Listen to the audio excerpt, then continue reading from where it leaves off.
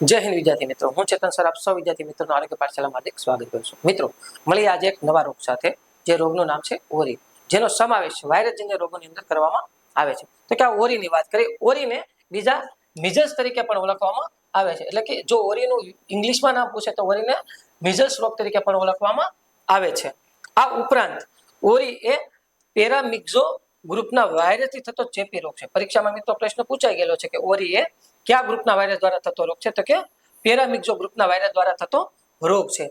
આખી દુનિયામાં આ રોગ એપિડેમિક કે એન્ડેમિક સ્વરૂપમાં જોવા મળે છે. એટલે કે એપિડેમિક અને એન્ડેમિક બંને સ્વરૂપમાં આ ઓરીના રોગચાળો જોવા મળે છે. ઈસવીસન 1958માં એન્ડરસન નામના વૈજ્ઞાનિકે ઓરીના વાયરસની શોધ કરી હતી. મિત્રો, પરીક્ષામાં પ્રશ્ન પૂછી શકે કે ઓરીના વાયરસની શોધ કરનાર વૈજ્ઞાનિકનું નામ જણાવો, તો કોણ આવશે? તો કે એન્ડરસન. અને સાલનું પૂછે કે ભાઈ કઈ સાલની અંદર આ વાયરસની શોધ કરવામાં આવી હતી, તો ઈસવીસન 1958માં. હવે આપણે આના કારકની વાત કરીએ, એટલે કે એજન્ટની વાત કરીએ, તો આરએનએ વાયરસ ઓફ પેરામિક્ઝો ગ્રુપના વાયરસ દ્વારા ઓરી રોગ થાય છે. પરીક્ષામાં મિત્રો પ્રશ્ન એ પણ પૂછાઈ ગયેલો કે ઓરી એ કયા પ્રકારના વાયરસ દ્વારા થાય છે? તો કે આરએનએ પેરામિક્ઝો ગ્રુપના વાયરસ દ્વારા થતો રોગ છે. આ વાયરસ શરીરની બહાર લાંબા સમય સુધી જીવિત રહી શકતા નથી. એટલે કે ઓરીનો વાયરસ શરીરની અંદર જ જીવિત રહી શકે છે, બહાર ખૂબ જ ઓછા સમયમાં તેનું મૃત્યુ થાય છે. હવે ઓરીનો દર્દી જ રોગ માટે કારણભૂત છે. એટલે કે જે વ્યક્તિને કે જે બાળકને ઓરી થયો હશે, તે બાળક જ આ ઓરીનો છે બીજા વ્યક્તિને ફેલાવશે. એટલે કે બીજા વ્યક્તિ કે બીજા બાળકને ફેલાવશે. દર્દીના નાક, ગળા અને શ્વસન તંત્રના સ્ત્રાવોથી ચેપ ફેલાય છે. એટલે કે આ ચેપ, એટલે કે ઓરીનો ચેપ શેના દ્વારા ફેલાય છે? તો કે દર્દીના નાક દ્વારા. એટલે કે બાળક છીંક કે ઉધરસ ખાતું હશે અને એના દ્વારા જે વાયરસ બહાર જશે, તો કે આ વાયરસ દ્વારા, આ ઉપરાંત ગળા અને શ્વસન તંત્રના સ્ત્રાવો દ્વારા, એટલે કે કોઈ બાળક છીંક કે એના ગળફા દ્વારા આ વાયરસ બહાર નીકળશે. અને ત્રીજું છે કે ભાઈ તેના સ્ત્રાવો દ્વારા, એટલે કે ચેપી સ્ત્રાવો દ્વારા, એટલે કે જે વાયરસથી ચેપગ્રસ્ત છે તે સ્ત્રાવ દ્વારા પણ આ વાયરસ ફેલાઈ શકશે.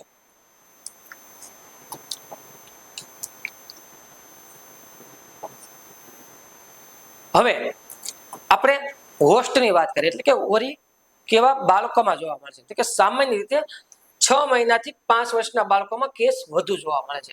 એટલે કે ઓરીનો રોગચાળો નાના બાળકોમાં વધારે જોવા મળે છે, જેમાંથી 6 મહિનાથી 5 વર્ષ સુધીના જે બાળકો છે તેનામાં આ રોગનું પ્રમાણ વધારે જોવા મળશે. આ ઉપરાંત જો એક વખત ઓરીનો ચેપ લાગે પછી જીવંત પર્યાપ્તની રોગ પ્રતિકારકતા મળે છે. એટલે કે બીજો એટેક ભાગ્યે જ આવે છે. એટલે કે જો કોઈ બાળકને ઓરીનો એકવાર કેસ થશે, એટલે કે એકવાર ચેપ લાગશે, તો બીજી વાર એ બાળકને ઓરી થવાનો ચાન્સ ખૂબ ઓછો થઈ જશે. બરાબર? એટલે કે એ બાળકની અંદર રોગ પ્રતિકારક શક્તિ આવી ગઈ છે.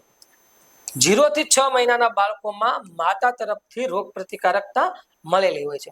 એટલે કે જે બાળક 0 થી 6 મહિનાનું છે તે પોતાને માતાના ધાવણ દરમિયાન શું થશે, એને રોગ પ્રતિકારકતા મળે છે. એટલે પરીક્ષાની અંદર પ્રશ્ન પૂછી શકે મિત્રો કે કઈ ઉંમર સુધીના બાળકોમાં રોગ પ્રતિકારકતા ઓરી સામે લડવા માટેની રોગ પ્રતિકારકતા હોય છે? તો શું આવશે?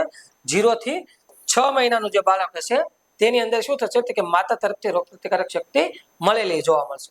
આ ઉપરાંત કુપોષણ વાળા બાળકોમાં ઓરીનું ભયંકર રૂપ જોવા મળે છે અને તેમાં મરણની સંખ્યા પણ પોષણયુક્ત બાળક કરતા 400 ગણી વધારે જોવા મળે છે.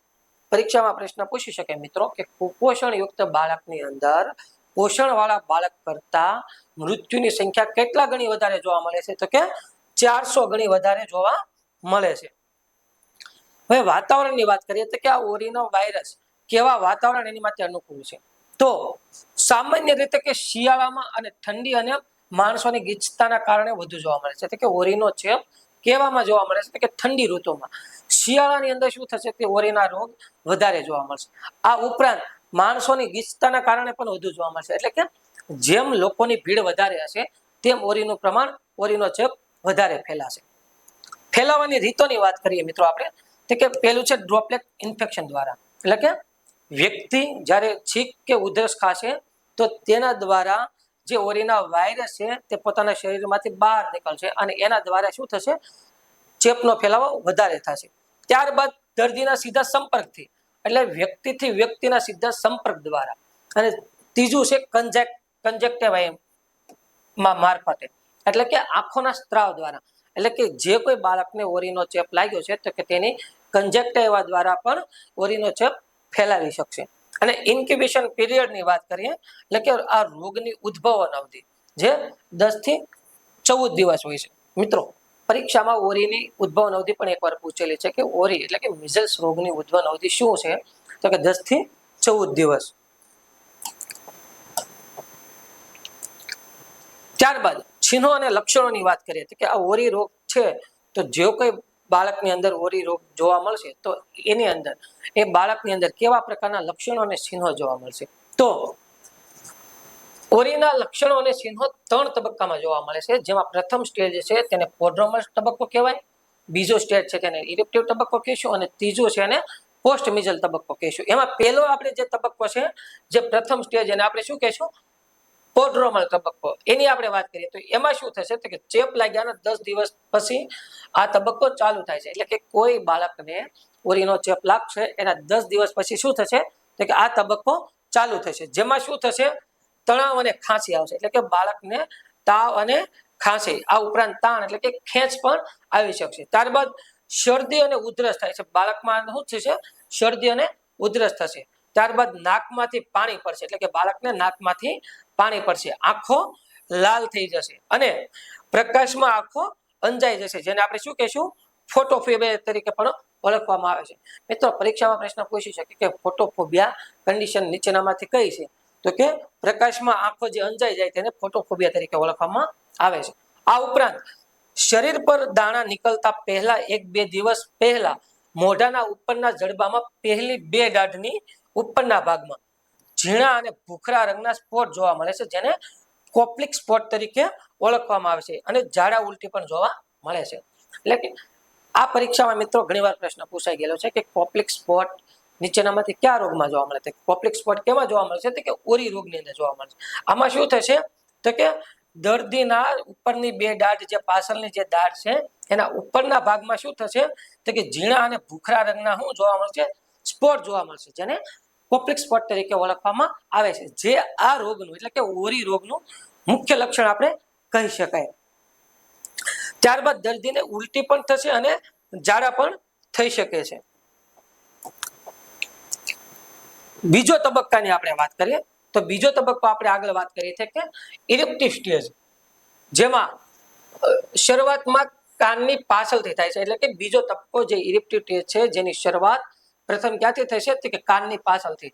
એટલે કે એવું આપણે કહી શકીએ મિત્રો કે ઓરીની અંદર સૌપ્રથમ દાણા નીકળવાની શરૂઆત ક્યાંથી થશે તો કે કાનની પાછળથી થશે, બરાબર. તો કે ઓરીની અંદર દાણા નીકળવાની શરૂઆત સૌપ્રથમ કાનની પાછળથી થાય છે. કાનની પાછળ લાલ અળાઈ જેવા દાણા દેખાય છે અને પછી ત્યારબાદ મોઢામાં, ગળામાં અને આખા શરીર પર દાણા નીકળશે. એટલે કે સૌપ્રથમ શું થશે, કાનની પાછળ દાણા નીકળશે, ત્યારબાદ શું થશે કે મોઢામાં, ત્યારબાદ ગળામાં અને પછી સંપૂર્ણ શરીરની ઉપર આપણે દાણા જોવા મળશે. આખા શરીરમાં લાલ ઉભરો આવે છે, એટલે કે જે આ ઓરીના દાણા છે એ એકદમ લાલ કલરના થશે. એટલે કે આખા શરીરની અંદર જ્યારે લાલ લાલ કલરના દાણા જોવા મળશે ત્યારે એમ કહેવાય ને કે લાલ દાણાનો ઉભરો આવ્યો એવું આપણે લાગશે. જો કોઈ તકલીફ ના હોય તો તાવ અને દાણા 3 થી 4 દિવસની અંદર શું થશે, અદ્રશ્ય થઈ જશે. એટલે કે દાણા 3 થી 4 દિવસની અંદર શું થશે, મટી જશે અને ચામડીનો રંગ ધીરે ધીરે બ્રાઉન થઈ જશે. પરીક્ષામાં પ્રશ્ન પૂછી શકે કે કયા રોગની અંદર ચામડીનો રંગ બ્રાઉન થઈ જાય છે, તો કયા રોગ આવશે તો કે ઓરી એટલે કે મિઝલ્સ રોગની અંદર ચામડીનો રંગ બ્રાઉન થઈ જાય છે, જે 2 થી 3 મહિના સુધી જોવા મળે છે. એટલે કે ઓરીનો રોગ મટ્યા પછી 2 થી 3 મહિના સુધી શું થશે, આપણી ચામડી બ્રાઉન થઈ જશે. ત્યારબાદ ત્રીજું સ્ટેજ હતું મિત્રો પોસ્ટ મિઝલ તબક્કો, એટલે કે જે બાળકને ઓરી મટી ગયો છે પછી કઈ તકલીફ જોવા મળશે તેનો તબક્કો, એટલે કે ત્રીજો તબક્કો. આ તબક્કાની અંદર શું થશે તો કે બાળકનું વજન ઘટશે અને બાળક નબળું રહે છે. આ ઉપરાંત ઊંચાઈમાં થતો વધારો સ્થિર થઈ જશે. એટલે આપને ખબર છે મિત્રો કે ઓરી કયા ઉંમરમાં જોવા મળે છે તો કે 6 મહિનાથી 5 વર્ષની ઉંમરના બાળકમાં. જે બાળકને ઓરી થશે એટલે કે સ્વાભાવિક છે કે બાળક બીમાર પડે, ઝાડા ઉલટી થાય, એટલે પોતાનું શરીરનું વજન ઘટે. આ ઉપરાંત ઓરીના દર્દીની અંદર શું થશે કે બાળકની ઉંમર પ્રમાણે જે ઊંચાઈમાં વધારો થતો હોય એ થોડાક ટાઈમ માટે સ્થિર થઈ જશે. એટલે કે જે બાળકની ઉંમર જેટલી છે, ઊંચાઈ જેટલી છે એટલી ને એટલી ઊંચાઈ રહેશે, જે આપણે દર વર્ષે જે ઊંચાઈમાં જે વધારો આવે છે એ થોડાક વર્ષ માટે સ્થિર થઈ જશે. ત્યારબાદ જટિલતાની વાત કરીએ કે આ ઓરીની અંદર જે ગંભીર છે, જે ગંભીર લક્ષણો અને ચિહ્નો જોવા મળે પછી જે જટિલ થાય છે, જટિલતા એટલે કે જે સમસ્યા ઊભી થાય છે, એમાં કેવી સમસ્યા આવશે? તો પહેલું, બાળકને ઝાડા થઈ શકે, આ ઉપરાંત ન્યુમોનિયા પણ થઈ શકે, મગજનો ચેપ થઈ શકે અને દર્દીને ખેંચ પણ આવી શકે. નાના બાળકોમાં થતા મૃત્યુમાં ઓરીના કારણે થતી જટિલતાઓ મુખ્ય છે, જેમાં મુખ્યત્વે ઝાડા થવા, ન્યુમોનિયા, શ્વસન તંત્રનો ચેપ, કાનમાં રસી, મગજનો ચેપ અને ખેંચ પણ આવી શકે. જે આ ગંભીર જટિલતાની આપણે વાત કરીએ.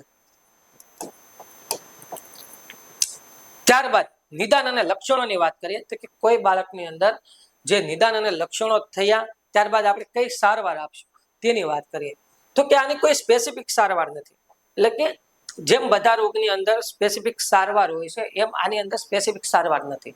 બરાબર? તો આની સારવાર આપણે કઈ રીતે કરશું? જો કોઈ સ્પેસિફિક સારવાર નથી તો આની સારવાર આપણે કઈ રીતે કરશું આપણે તેની વાત કરીએ તો કે તાવ માટે પેરાસિટામોલ ગોળી આપવામાં આવે છે અને જરૂર જણાય તો એન્ટીબાયોટિક પણ આપવામાં આવે છે. આ ઉપરાંત આંખની સારવાર લેવા સમજાવો. એટલે કે આંખ લાલ થઈ ગઈ હોય તો તેના માટે આપણે જે સારવાર લેવાની આવતી હોય તેના વિશે આપણે બાળકની માતાને અથવા કે પિતાને આપણે સમજાવશું. આ ઉપરાંત બાળકને અલાયદો રાખવો. એટલે કે ઓરીવાળો જે બાળક છે, જે બાળકને ઓરી થયું છે તેને આપણે શું કરશું? અલાયદો રાખશું. એટલે કે એકલો રાખશું.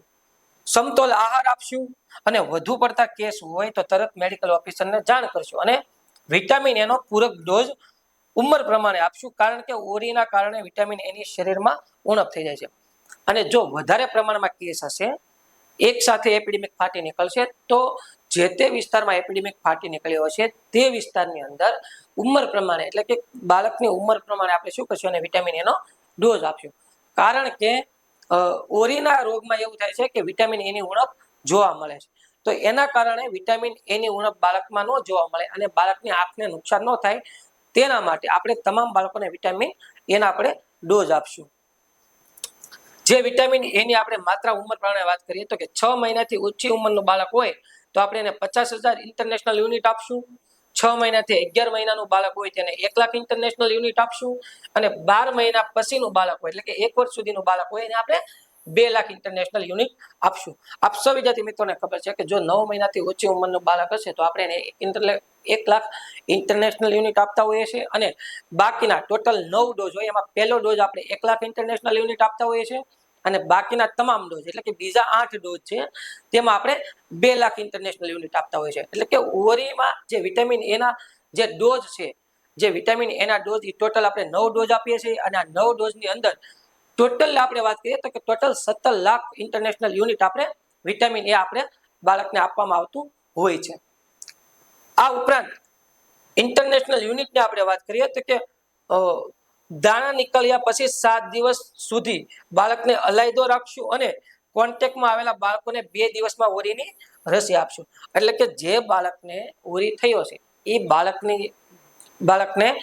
જે પણ કોન્ટેક્ટમાં બાળકો આવ્યા હોય એટલે કે એ બાળક સાથે જે પણ બાળક રમવામાં એની સાથે આવ્યું હોય અથવા કે એમની સાથે રહેતું હોય તો તેવા તમામ બાળકને શું કરશું? આપણે 2 દિવસની અંદર ઓરીની રસી આપશું.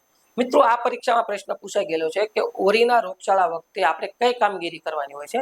તો કે ઓરીના રોગચાળા વખતે આપણે રસીકરણ કરવાનું હોય છે અને વિટામિન એના ડોઝ આપવામાં આવે છે.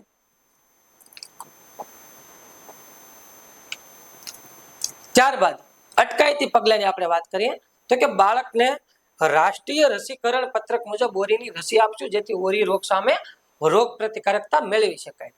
એટલે કે જે આપણે રાષ્ટ્રીય રસીકરણ નું સમયપત્રક છે, જે 9 મહિને આપણે ઓરી આપવાની આવે છે તે અને ત્યારબાદ જે 1.5 વર્ષે બીજી વેક્સિન આપવાની આવે છે આપણે તેની વાત કરીએ. બરાબર? 9 મહિનાની ઉંમરે આપતા ઓરીના રસીનો એક ડોઝ 85% બાળકોને સુરક્ષિત કરે છે. પરીક્ષામાં મિત્રો પ્રશ્ન પૂછી શકે કે જે 9 મહિને ઓરીની રસી આપવામાં આવે છે તે ઓરીની રસીમાં કેટલા ટકા બાળકો સુરક્ષિત થઈ જાય છે? તો કે 85% બાળકોને સુરક્ષિતતા પ્રાપ્ત થાય છે. જ્યારે ઓરીનો બીજો ડોઝ 1.5 વર્ષે આપીને આપણે તમામ બાળકોને સંપૂર્ણ સુરક્ષિત કરવા માંગીએ છીએ. એટલે કે ઓરીના બંને ડોઝ દ્વારા, પહેલા અને બીજા ડોઝ દ્વારા આપણે બાળકને સંપૂર્ણ રીતે ઓરીથી બચાવી શકશું.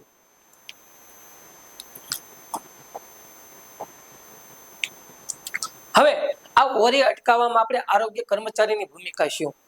એટલે કે સમુદાયની અંદર જો ઓરીનો રોગચાળો ન ફાટી નીકળે, બરાબર, તો એની માટે આપણે કેવા પગલા ભરશું, આપણે તેની વાત કરીએ. તો પહેલું આવશે મિત્રો કે prevention is better than cure, એટલે કે ઓરીથી બચાવવા માટે સમુદાયમાં રાષ્ટ્રીય રસીકરણ પત્રક મુજબ નિયત સમય મુજબ રસીકરણ કરવા આપણે લોકોને સમજાવશું. એટલે કે આપણા વિસ્તારની અંદર જે પણ 0 થી 5 વર્ષનું બાળક છે તે તમામ બાળકોને ફક્ત ઓરી નહીં પણ તમામ જે રસીથી અટકાવી શકાય તેવા રોગો છે તે રોગો વિશે આપણે એમના માતા પિતાને સમજાવશું અને એમને આ રસી લેવા માટે આપણે આગ્રહ કરશું.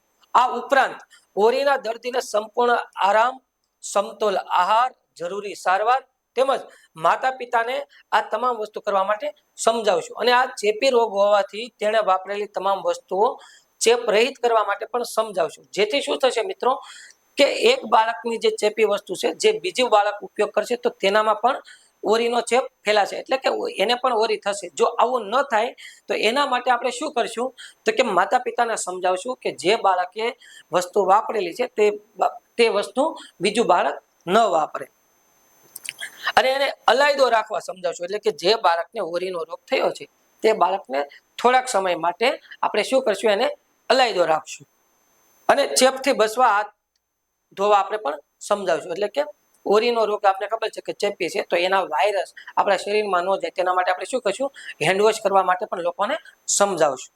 સમાજમાં ઓરીના કેસો વધુ જણાય તો તરત જ સંભવિત અધિકારીને આપણે જાણ કરશું અને સર્વે કરાવશું. એટલે કે આપણા વિસ્તારની અંદર ઓરીનો રોગચાળો ન ફાટી નીકળે તો એના માટે અથવા વધુ કેસ આપણા વિસ્તારમાં જણાય તો આપણે શું કરવાનું છે તો કે આપણા જે ઉપલા અધિકારી છે આપણે એને જાણ કરશું અને તાત્કાલિક સર્વેના પણ આપણે પણ કામગીરી કરશું, જેથી બીજા લોકોની અંદર ચેપનો ફેલાતો આપણે અટકાવી શકીએ અને રોગને આગળ વધતો આપણે અટકાવી શકશું.